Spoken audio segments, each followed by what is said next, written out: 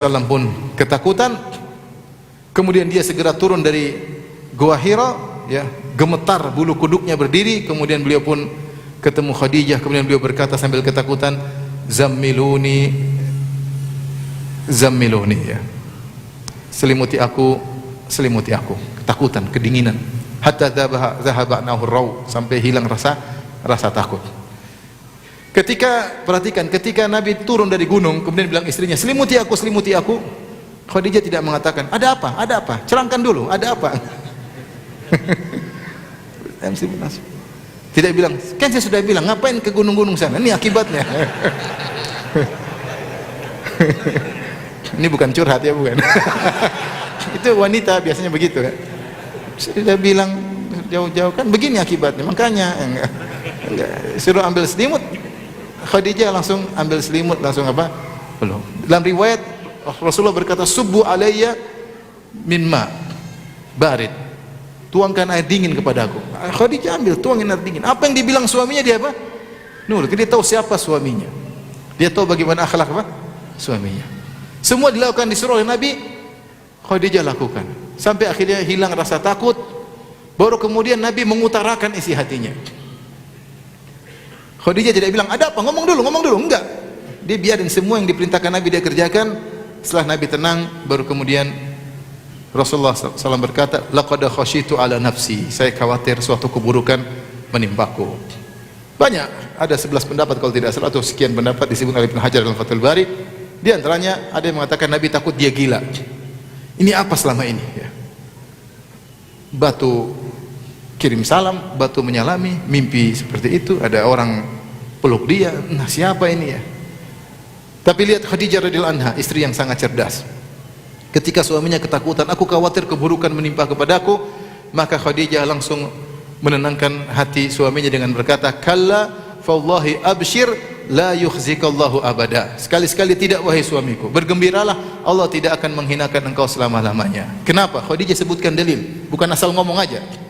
Tidak mau tenang, enggak ada apa, tenang, enggak ada. Enggak, dia bahkan sebutkan dalil agar suaminya berfikir. Dia mengatakan, innaka latasilur rahim, orang seperti kamu tidak akan dihinakan oleh Tuhan. Kenapa? Kau selalu menyambung apa? Silaturahmi. Wa tasduqul hadits, kau selalu jujur dalam berkata. Wa tahmilul kalla, engkau selalu menanggung kesulitan orang, ya. Wa taksibul ma'dum, bahkan kau bekerja yang nafkahnya kau berikan kepada orang yang tidak mampu untuk bekerja. Wa taqrid dhaif, dan engkau memuliakan tamu. Wa tu'inu ala nawaibil haq, dan engkau membantu orang yang terkena musibah. Orang seperti kamu ini dengan sifat-sifat ini enggak mungkin dihinakan oleh Allah Subhanahu wa taala. Dari mana Khadijah tahu ini semua? Nabi belum ngajarin dia apa-apa. Nabi kan baru jadi rasul kan? Baru jadi nabi. Belum ngajarin hadis-hadis sama siapa? Khadijah. Kata para ulama, Khadijah mengetahui dengan istiqra, dengan pengamatan kondisi manusia sekitar. Setiap ada orang yang seperti itu, yang jujur, suka nyambung silaturahmi, suka menjamu tamu, orang yang baik, sebenarnya tidak akan dihinakan oleh Tuhan. Gak mungkin. Dia pakai logika dia, kenyataannya. Maka Khadijah ketika menyebutkan tersebut, suaminya tenang, subhanallah. Ya, karena tahu suaminya berakal, cerdas, disebutkan dalil yang logis, suaminya apa? Suaminya terima. Maka tenanglah Nabi SAW. Kemudian Nabi pun rindu lagi, ingin pergi ke Gua Hira, ingin lagi mendapat wahyu, karena dia merasakan kebahagiaan ketika mendengar firman-firman Allah, Iqra bismi rabbikal ladzi khalaq. Baru pertama dia dengar, bacalah dengan menyebut nama Tuhanmu yang menciptakan. Inilah Tuhan yang sedang saya cari-cari, ingin dekat. Ternyata ada malaikat yang menyampaikan sesuatu kepada Nabi sallallahu alaihi wasallam. Maka dikatakan seorang wanita yang soleh demikian, ketika suaminya lagi galau maka dia tenangkan, bukan dia tambah menggalaukan apa? Suaminya. Misalnya kalau suami pulang dari kantor marah-marah, aduh itu Pak, misalnya Pak siapa? Nanti bilang, saya takut ada yang namanya di sini sama. Misalnya Pak Bento itu kurang ajar. Di kantor dia gini, nggak ada yang namanya Bento kan? Nggak ada. Pak Bento kurang ajar. Kenapa Mas? Itu Pak Bento di kantor kurang ajar. Istri yang baik, sabar Mas, mungkin begini. Kalau istrinya ini, iya, istrinya juga begitu sama Mas. Istrinya juga begitu. Nggak, harusnya ditenangkan suaminya, ya. Situlah Rasulullah SAW disiapkan oleh Allah seorang istri yang Nabi akan menghadapi berbagai macam ujian, cercaan, makian di luar, ketika pulang reda, ketemu dengan siapa? Istrinya yang solehah, ya. Allah siapkan sosok Khadijah untuk menemani perjalanan hidup Nabi sallallahu alaihi wasallam, terutama di awal-awal dakwah yang sangat sulit, karena Rasulullah SAW dimusuhi oleh keluarga terdekatnya, orang-orang Quraisy, dituduh dengan berbagai macam tuduhan. Akhirnya di antara kecerdasan Khadijah juga, Khadijah segera membawa Nabi SAW ke Waraqah ibnu Naufal, ya. Waraqah bin Naufal yang merupakan sepupu Khadijah radhiyallahu taala anha. Waraqah bin Naufal bin Asad, ya.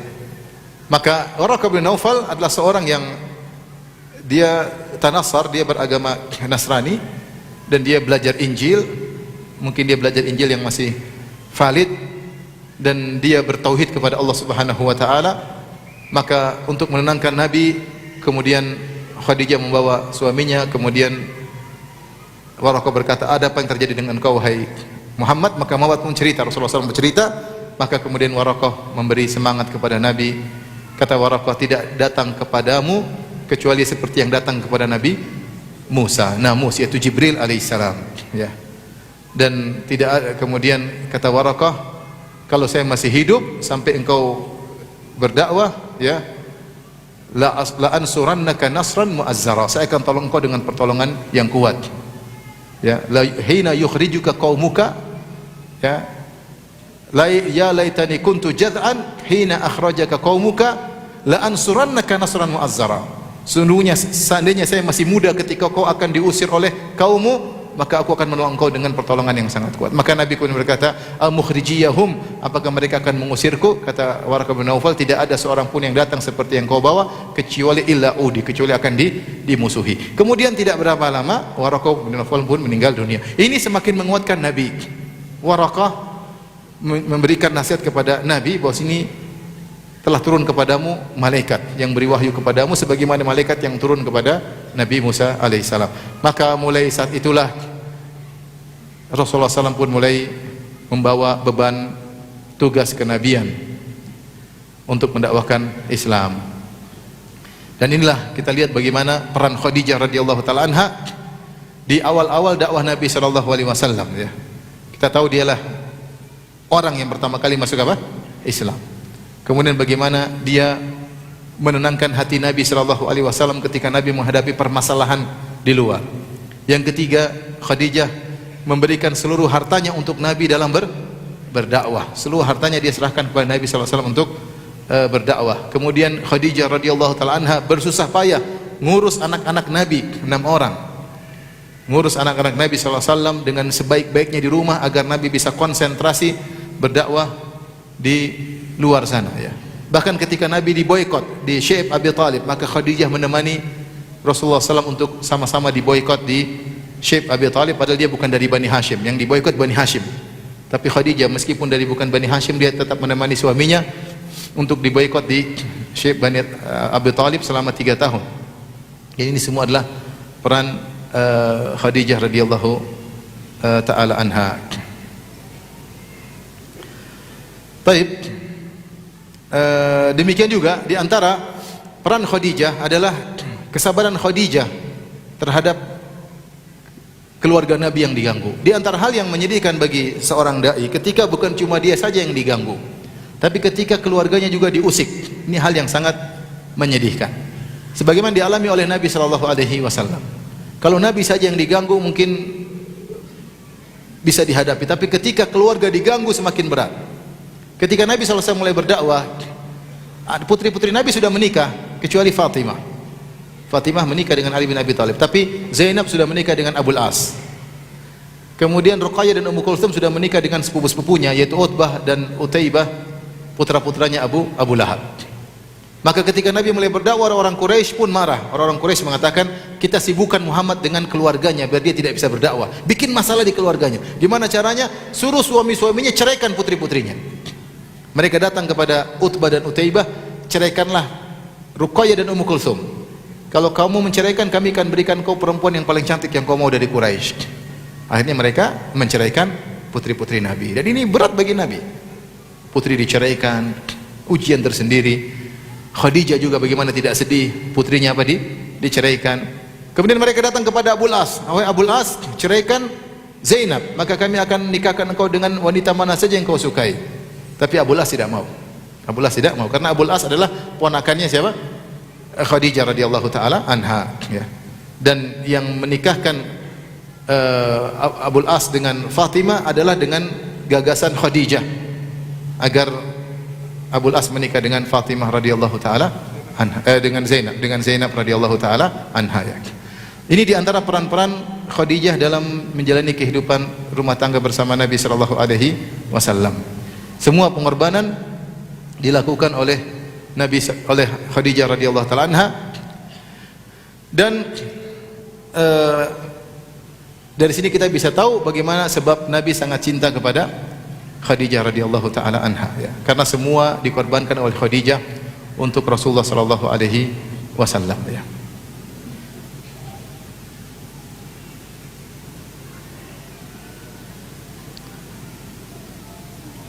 Baik,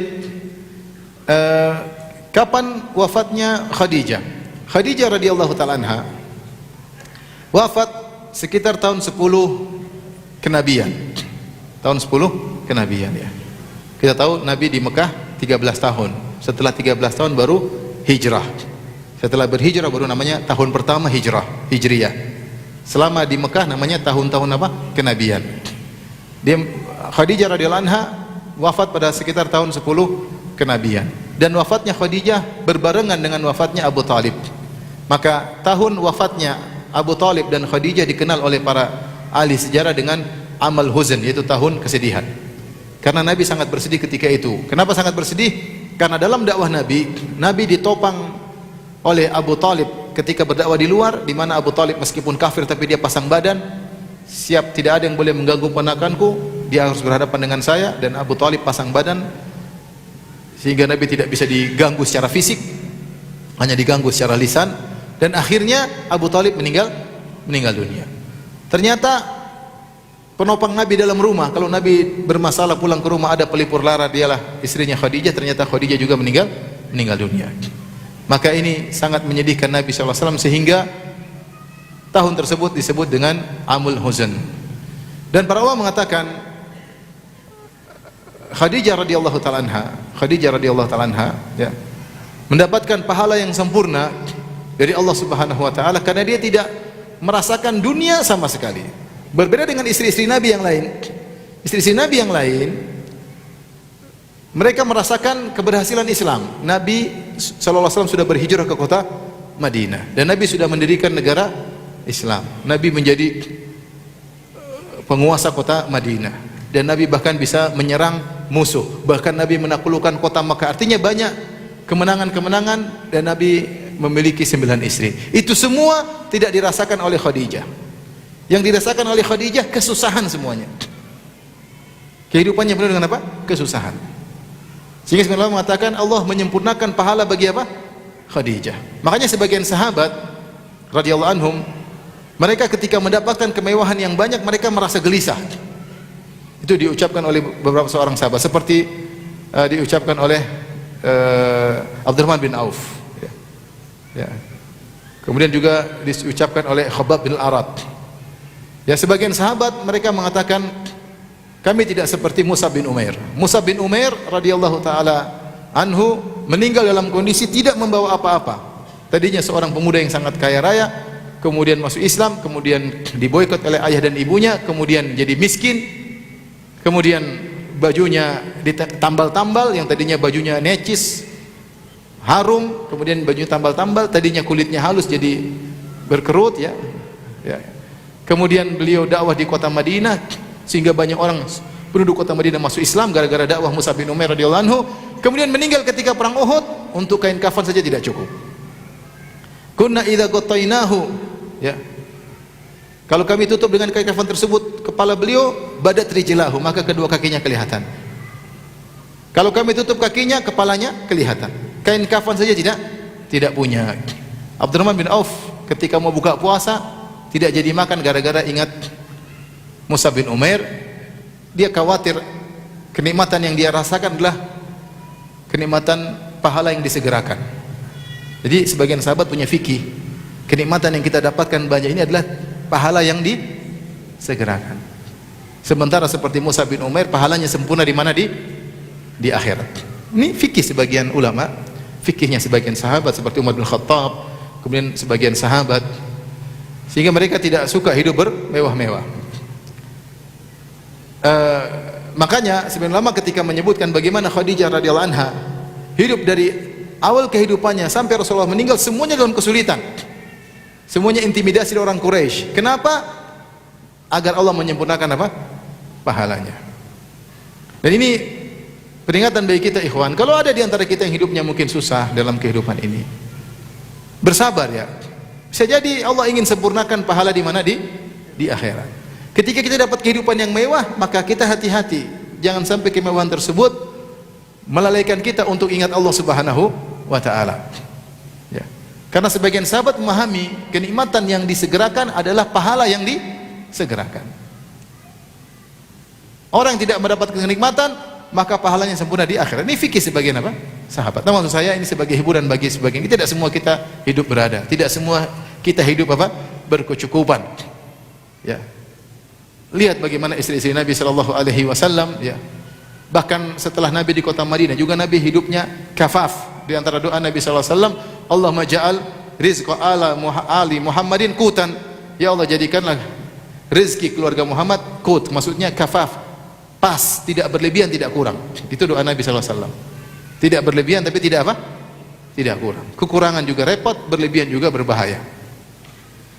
Jadi lihatlah bagaimana Khadijah hidup dari awal sampai akhir penuh dengan kesusahan, disebutkan karena Allah ingin berikan pahala kepada beliau.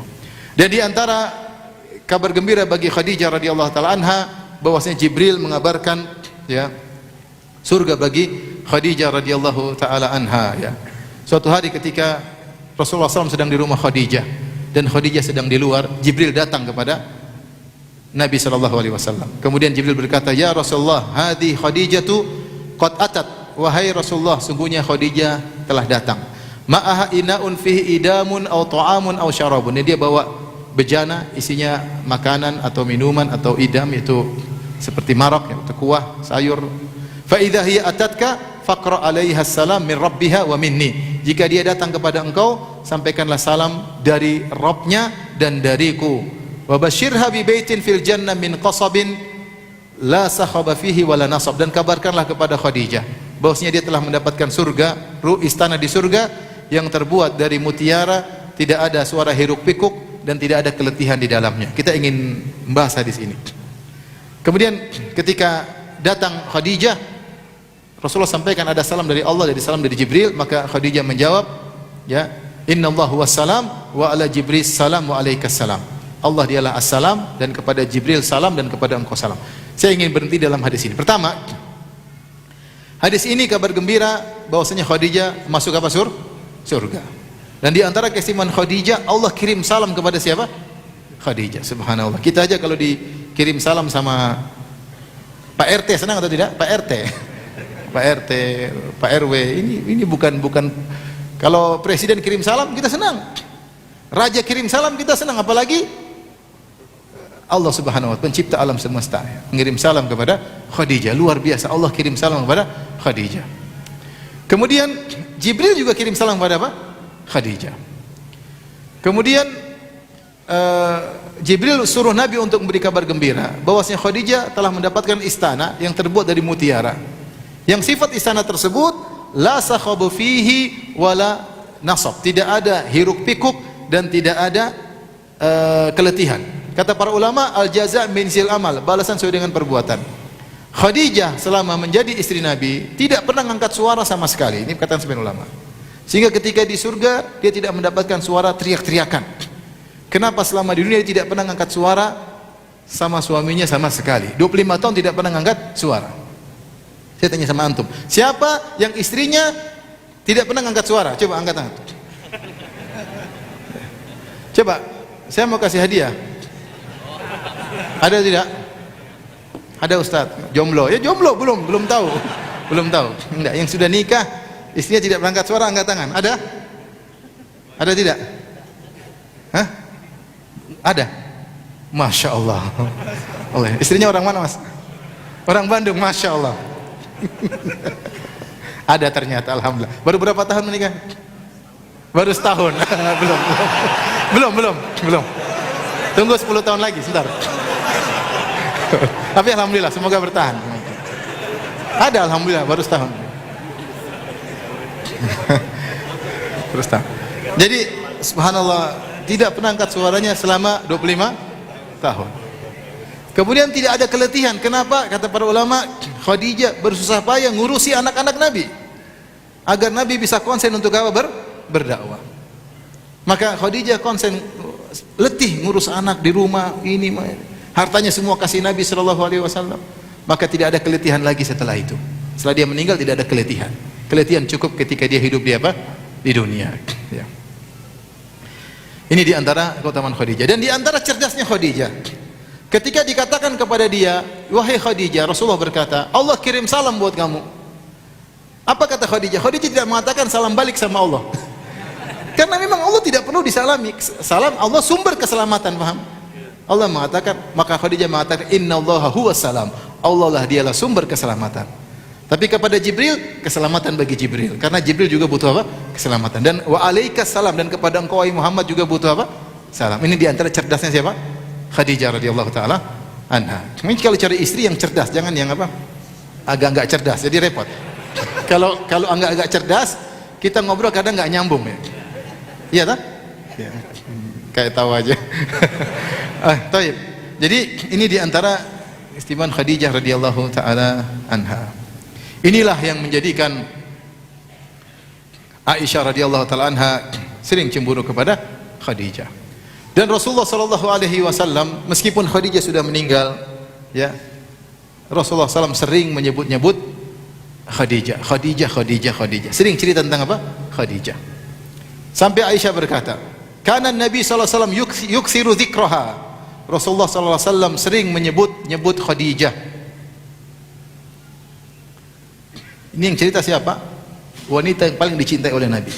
Yang Amr bin As pernah bertanya, ya Rasulullah, man ahabbun nasi ilaik? Siapa orang yang paling kau cintai? Kata Nabi, Aisyah yang paling saya cintai. Bahkan Nabi sangat cinta kepada Aisyah, dikenal oleh seluruh sahabat. Makanya sahabat kalau mau kasih hadiah, tunggu Nabi lagi di rumah jatahnya Aisyah. Karena kalau lagi di jatah rumah Aisyah, Nabi lagi berbinar-binar. Pas kasih apa? Hadiah. Sampai sisi Nabi lain yang protes, kalau mau kasih hadiah jangan tunggu di jatah nginapnya siapa? Aisyah. Artinya mereka tahu. Makanya ketika Nabi sakit, Nabi SAW ingin nginap di rumah Aisyah. Rasulullah selalu bertanya, Rasulullah SAW meskipun sakit, beliau tetap menjaga keadilan, tetap menjalankan jatah mabit. Istri pertama, istri kedua, padahal sakit parah. Tapi setiap beliau mau pindah jatah nginap, beliau bertanya, Aina ana godan, besok saya di rumah siapa? Besok saya di rumah siapa? Kata para sang perawi, yuridu yauma Aisyah, dia ingin di rumahnya siapa? Aisyah. Akhirnya istri Nabi yang lain paham, suami kita ingin dirawat di rumah siapa? Aisyah. Akhirnya mereka izinkan agar Nabi dirawat di rumah Aisyah dan meninggal di rumahnya siapa? Aisyah radhiyallahu anha. Mereka tidak ribut, sudah ini suami lagi sakit, sudah di mana dia ingin senang tinggal, ya sudah taruh di situ. Ternyata mereka mengizinkan Nabi untuk tinggal di rumah Aisyah radhiyallahu anha. Maksud saya, Aisyah ini wanita yang paling dicintai oleh Nabi sallallahu alaihi wasallam, namun dia cemburu kepada Khadijah. Kata Aisyah, Rasulullah SAW sering menyebut Khadijah radhiyallahu ta'ala anha, ya. Kemudian bahkan di antara kesetiaan Nabi SAW kata Khadijah, wa rubbama dhabaha syat thumma yuqatti'uha a'dha'an. Terkadang Nabi menyembelih kambing, Nabi potong-potong, thumma yab'athuha fi sadaika Khadijah. Kemudian Rasulullah bagi-bagi ke teman-temannya Khadijah. Untuk mengenang siapa? Khadijah. Dia berbuat baik maka dia kasih bagi-bagi kepada Khadijah. Sampai Aisyah berkata kepada Nabi, ka'allam yakun fid dunya imra'atun illa Khadijah. Wahai Rasulullah, seakan-akan di dunia tidak ada perempuan kecuali siapa? Khadijah. Kata Nabi, inni qad ruziktu hubbaha, saya telah dianugerahi cinta kepadanya. Nabi tetap membawa, iya memang saya dianugerahi oleh Allah bisa mencintai siapa? Khadijah. Suatu hari saudarinya Khadijah namanya Halah bintu Khuwailid, istadzanat Halah bintu Khuwailid, ini saudarinya Khadijah, ketuk pintu, assalamualaikum ala Rasulillah sallallahu alaihi wasallam, minta izin masuk rumah.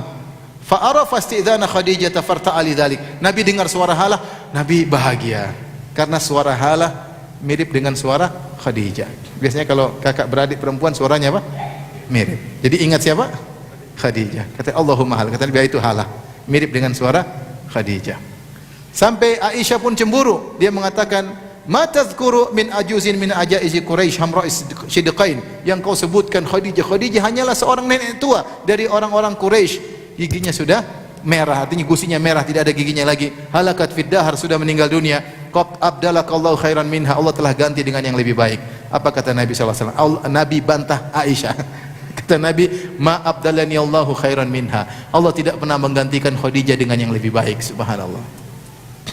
Rasulullah bela Khadijah di hadapan wanita yang paling dia cintai ketika itu. Kemudian Nabi berkata, Nabi sebutkan dalilnya, "Qad amanat bi idz kafara biyan nas." Khadijah beriman kepadaku ketika seluruh manusia kafir kepadaku. Wa saddaqatni idz kadzabani an-nas, dan dia membenarkan aku ketika semua orang mendustakan aku.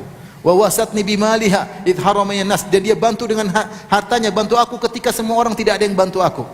Wa razaqani Allahu waladaha idh haramani auladan nisa, dan Allah menganugerahkan kepadaku putra-putri darinya ketika wanita-wanita lain tidak bisa memberikan aku anak-anak. Inilah ya. Setelah itu apa kata Aisyah?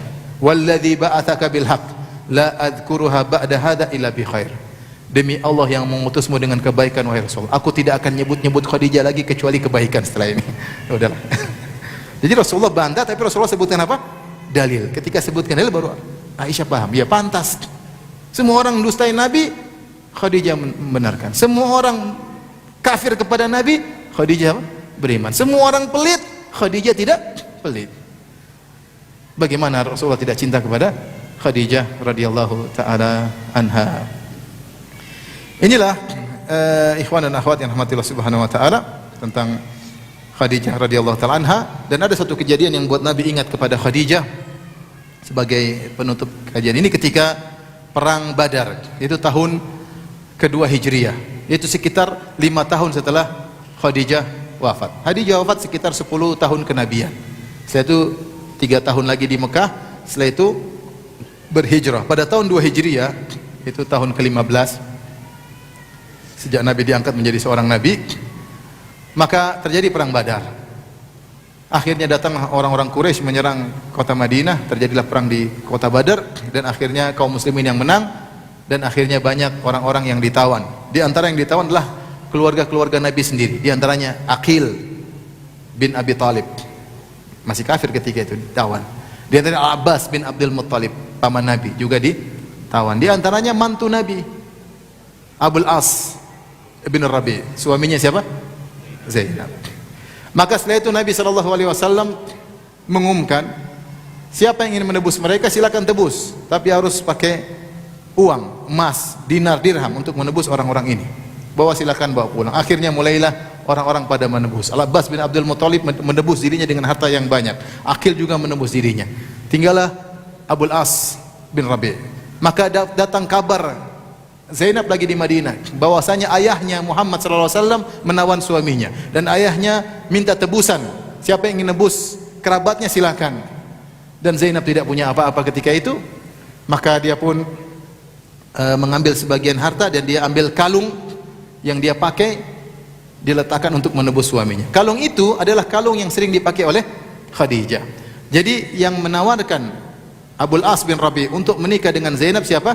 Khadijah. Ketika menikahlah Abul As dengan Zainab, maka Khadijah melepas kalungnya, kemudian dia meletakkan di leher putrinya Zainab untuk malam pertama bertemu dengan apa? Suaminya. Jadi kalung itu kalung yang sering dipakai Khadijah, dan Rasulullah hafal betul kalung tersebut, dan berpindah ke leher siapa? Zainab. Ketika Zainab dengar suaminya harus ditebus, suaminya kafir waktu itu, dan masih boleh ketika itu suami kafir wanita muslimah. Akhirnya Zainab kirim tebusan. Di antara tebusan tersebut dia lepas apa?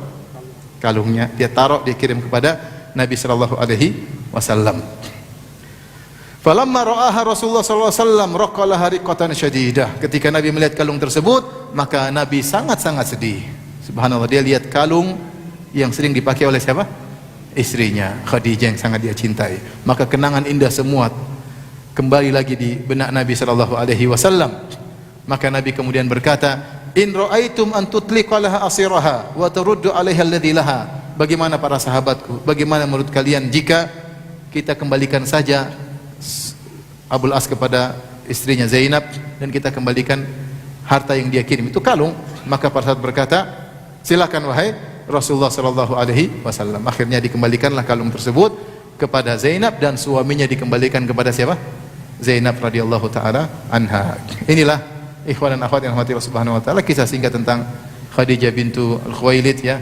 Semoga para wanita-wanita yang hadir, para ummahat, bisa seperti apa? Khadijah radhiyallahu taala anha yang tidak mengangkat suara kepada suaminya, tidak pelit kepada suaminya ya. Kalau suaminya pusing ditenangkan. Yang amin laki-laki, perempuan. Semoga ibu-ibu bisa menjadi wanita-wanita yang salehah ya. Dan semoga bapak bisa menjadi suami yang baik seperti Nabi Muhammad sallallahu alaihi wasallam kepada Khadijah. Wallahu taala alam bisawab. Ini saja yang saya sampaikan. Kalau ada yang bertanya saya persilahkan. Boleh.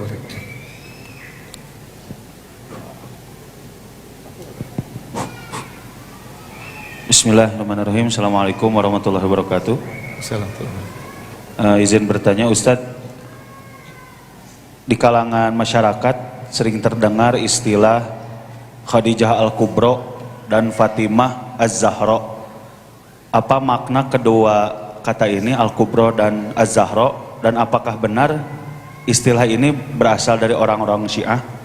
Terima kasih. Wassalamualaikum warahmatullahi wabarakatuh. Wallahu a'lam bishawab. Saya tidak tahu.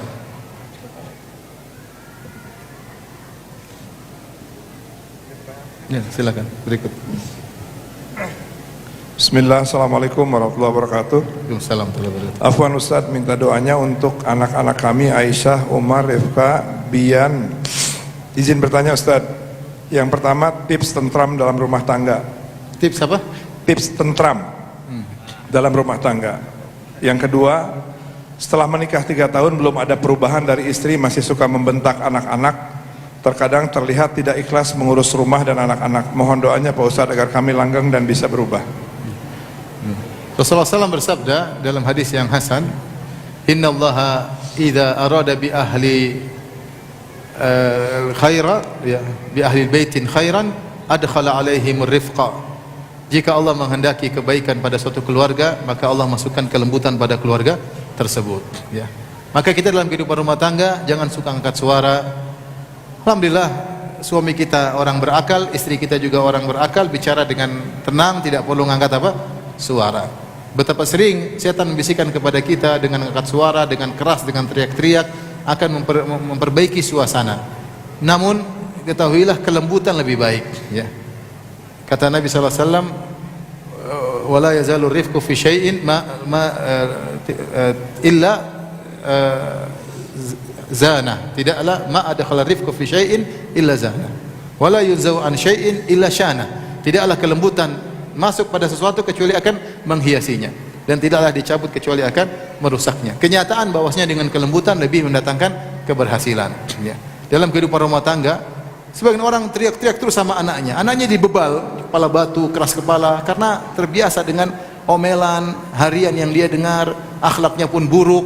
Kenapa? Karena kita yang membiasakan mereka dengan teriakan-teriakan dan omelan-omelan. Mau mendidik anak-anak bukan begitu caranya, dengan kelembutan. Sesekali diomelin oke, sesekali dipukul boleh, tapi bukan itu adalah hukum asal. Hukum asal kita lembut ya. Hukum asal kita lembut. Saya katakan tadi betapa sering setan membisikkan, kalau kamu keras kamu akan berhasil. Itu omong kosong, itu hanya bisikan setan. Keberhasilan dengan kelembutan lebih berefek daripada keberhasilan dengan apa? Kekerasan ya. Jadi hukum asal kita lembut, dan itu tanda Allah Subhanahu wa taala ingin kebaikan bagi suatu keluarga. Adapun keluarga yang selalu diteriak-teriak keras, ini tidak baik, maka dijauhi.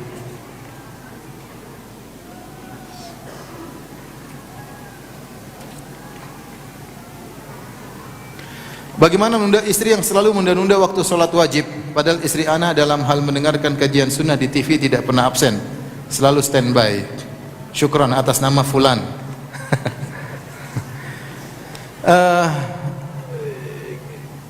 Apa namanya? Yang penting istri sholat masih pada waktunya. Kita hanya bisa menganjurkan dengan nasihat seperti kita sebutkan. Di antara amalan yang terbaik ketika Ibnu Mas'ud bertanya kepada Nabi, ma ahabbul a'mali ila Allah, Amalan apa yang paling dicintai oleh Allah? Kata Nabi sallallahu alaihi wasallam, as-salatu ala waqtiha.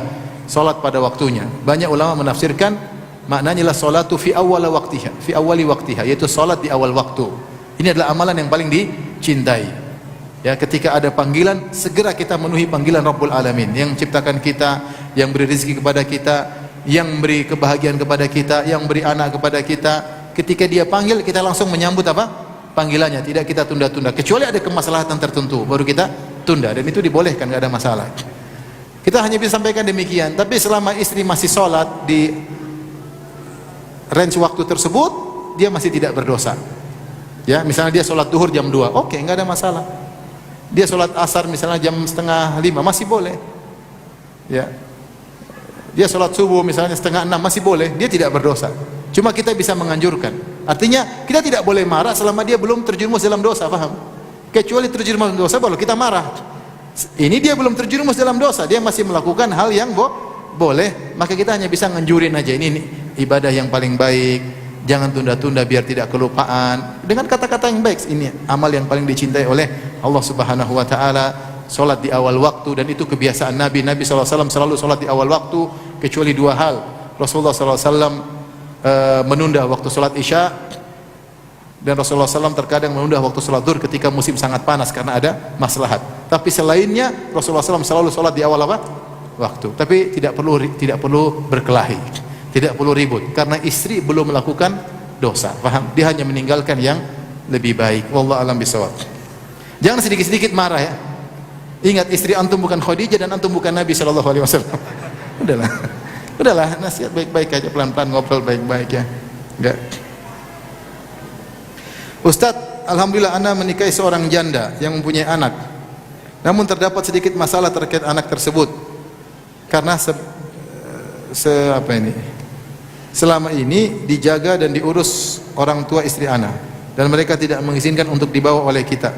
Namun di sisi lain anak kerepotan dan susah untuk mendidik anak tersebut dikarenakan anak tersebut lebih dimanjakan oleh mertua anak, dan akibatnya menjadi kurang nurut dan susah diarahkan oleh kita selaku orang tuanya. Pertanyaannya, bagaimana hukumnya jika kita biarkan tinggalkan dengan mertua anak? Apakah kita masih bertanggung jawab di akhirat kelak atas keburukan agama anak tersebut? Apa yang harus kita lakukan? Tentunya kita melakukan yang terbaik bagi anak tersebut. Istri antum lebih utama untuk mendidik anak tadi, maka berusaha nasihati mertua, biarlah saya yang rawat anak tersebut. Ya, apalagi kita tahu ada mudarat kalau tinggal sama mertua. Ya, mertua saking sayangnya, itu nenek mereka, saking sayangnya dibiarkan apa saja, mau nonton apa saja, mau gen apa saja, sehingga anak-anak manja dan dampaknya buruk karena mereka lebih mendepankan perasaan, apalagi agama yang kurang. Maka saran saya, ngomong baik-baik agar anak-anak tinggal di rumah. Sesekali main sama mertuanya, dibawa seminggu sekali, tapi anak tinggal di rumah. Kebiasaan mereka lama-lama nanti hilang, tinggal kita pindahkan kepada kebiasaan yang baru. Dengan penuh kesabaran dan berdoa kepada Allah, insya Allah bisa. Itu masalah kecanduan nonton, kecanduan main game. Ketika lama-lama berubah dalam kondisi yang baru, mungkin dia ngomel-ngomel sehari 2 hari, seminggu 2 minggu, lama-lama apa? Lama-lama nanti hilang insya Allah taala. Oke, silakan. Bismillah. Ustaz, apakah keutamaan seorang istri yang dipoligami? Allahu Akbar. Nggak ada pertanyaan lain kah? Saya cuma bilang bahwasanya, ya ini memang apa ya, sampai saya pernah dengar seorang syekh mengatakan, ujian paling berat bagi seorang wanita di zaman ini adalah ujian poligami. Lebih berat daripada kalau suaminya miskin, lebih berat daripada kalau suaminya bahkan selingkuh, lebih berat daripada kalau suaminya KDRT, ya. Lebih berat adalah seorang wanita di poligami. Karena berat bagi dia perasaan menghadapi hal tersebut, bukan karena apa? Karena lingkungan tidak mendukung, ya. Lingkungan tidak mendukung. Berbeda kalau kita bicara tentang poligami di suatu negeri yang sudah merupakan kebiasaan yang tersebar, ya. Nikah 1, 2, 3 nggak ada masalah. Seperti di Arab Saudi, bahkan anak-anak mencarikan istri baru bagi bapaknya. Subhanallah. Ini kejadian ini. Anak-anak mencarikan istri baru, mereka diskusi. Bapak kita bagaimana istri yang baru? Kita carikan begini. Diskusi anak-anak untuk mencarikan apa? Istri buat apa? Bapaknya. Bahkan ibunya masih hidup. Ini benar, saya bukan main-main. Ini ibunya masih hidup, anaknya carikan istri buat apa? Bapaknya. Kenapa? Karena hal yang biasa. Bahkan di sebagian negeri seperti di Afrika, kalau seorang nikah cuma satu dua, satu dicurigai. Kamu kok satu saja? Bermasalah ya kamu? Kok cuma satu ya? Dicurigai. Ya. Di Indonesia susah. Makanya saya bilang kalau mudah mau poligami di Afrika, insya Allah mudah. Ya. Tapi kalau di Indonesia berat, ya. Berat. Tetapi ini sunnah Nabi Shallallahu Alaihi Wasallam. Ketika sunnah ini dimusuhi, dampaknya buruk banyak. Lihatlah banyak perselingkuhan. Di antara akibat karena dilarang, diperanginya sunnah ini, sunnah poligami. Lihatlah banyak pelacur. Di antaranya karena diperangi sunnah ini. Ya. Lihatlah banyak lelaki bermaksiat, wanita bermaksiat gara-gara diperangi sunnah ini. Seandainya sunnah ini dijalankan akan berkurang itu semua. Akan banyak janda yang diayomi, akan banyak lelaki yang tidak berselingkuh, akan banyak hal ya, banyak anak-anak juga kaum muslimin yang lebih banyak yang dan seterusnya. Tetapi kondisi Indonesia tidak seperti itu, sehingga ketika seorang wanita dipoligami dia akan merasa berat. Semakin berat ketika ada setan-setan wanita di sekelilingnya yang memprovokasi dia seakan-akan dia adalah wanita yang gagal. Kok bisa suamimu poligami? Kamu ngapain aja sama suamimu? Ini sering, sehingga wanita yang tadinya kuat jadi tidak apa? Tidak kuat. Ya. Jadi tidak kuat. Bukannya mendukung, malah terkadang menjatuhkan. Maka wanita yang bersabar, ya, dan bisa menjalankan sunnah ini yang mulai ditinggalkan oleh kaum muslimin, ya, dengan kesabaran dia merelakan sebagian waktunya untuk saudarinya, ya. Dia merelakan sebagian ya kesenangannya untuk wanita yang lain dan untuk demi menjaga suaminya. Mudah-mudahan dapat pahala yang sangat banyak di sisi Allah Subhanahu wa taala. Saya cuma hanya mengatakan bahwasanya pahala wanita ini tentu sangat-sangat besar, sangat-sangat besar ya. Dan kalau dia ternyata dipoligami, coba dia berpikir positif. Bagaimana berpikir positif? Dia berpikir begini ya, sudah suami saya nikah lagi, ada hari dibagi sama wanita lain. Kalau suami saya lagi di wanita lain, ya saya sibuk ngaji, baca Quran ya. Kalau suami saya di rumah terus, kan saya tidak sempat untuk ngaji, untuk baca Quran, untuk. Tapi kalau suami saya lagi tempat lain, saya lagi libur nih gampangannya. Libur melayani apa? Suami. Sehingga saya bisa konsen untuk hafal Quran, untuk murojaah. Jadi berpikir apa? Berpikir positif. Ketika suami saya menikah lagi, berarti beban melayani suami terbagi dua. Alhamdulillah bukan saya saja, tanggung jawab saya menjadi apa? Menjadi dua. Ada yang bantu saya untuk bisa berkhidmat kepada suami. Tapi ini semua teori ya. Mau saya cuap-cuap sampai sore pun. Intinya ya, yang jadi masalah sebagian suami berpoligami namun belum bisa menjalankan dengan baik, itu juga masalah ya. Sehingga banyak praktisi yang qadarullah ya gagal, entah karena suami, entah karena istri, entah karena lingkungan, sehingga akhirnya poligami semakin menjadi momok bagi para akhwat. Intinya bukan keinginan kita, semua sudah digariskan oleh yang kuasa. Kalau anti ditakdirkan tidak dipoligami, dan nanti tentu senang tidak dipoligami, maka jadilah istri yang soleha, yang benar-benar bertakwa. Servis suami sebaik-baiknya, ya, agar suami merasa tentram dan bahagia, dan nanti dapat pahala yang banyak dari Allah Subhanahu wa taala. Tapi kalau anti ditakdirkan dipoligami, bersabar. Yakinlah bahwasanya apa yang Allah takdirkan itu lebih apa? Lebih baik, dan jadikan itu sarana untuk mencari pahala yang besar di sisi Allah Subhanahu wa taala. Hidup cuma sekali, ya. Apa yang Allah takdirkan pasti kita kuat hadapi jika kita bersabar dan bertakwa kepada Allah Subhanahu wa taala. Wallahu a'lam bishawab. Masih ada? Sudah. Tadi penutup pertanyaan mengerikan, cuma sampai situ saja. Cukup ya. Berat. Saya saja jawabnya berat, dan saya jawab tidak ngalor ngidul karena ya berat ya bagi saya. Ya. Semoga Allah Subhanahu wa taala menjadikan kita suami-suami yang bertakwa kepada Allah Subhanahu wa taala, dan menjadi para ibu-ibu menjadi wanita-wanita yang salehah. Demikian wabillahi taufiq wal hidayah. Assalamualaikum warahmatullahi wabarakatuh.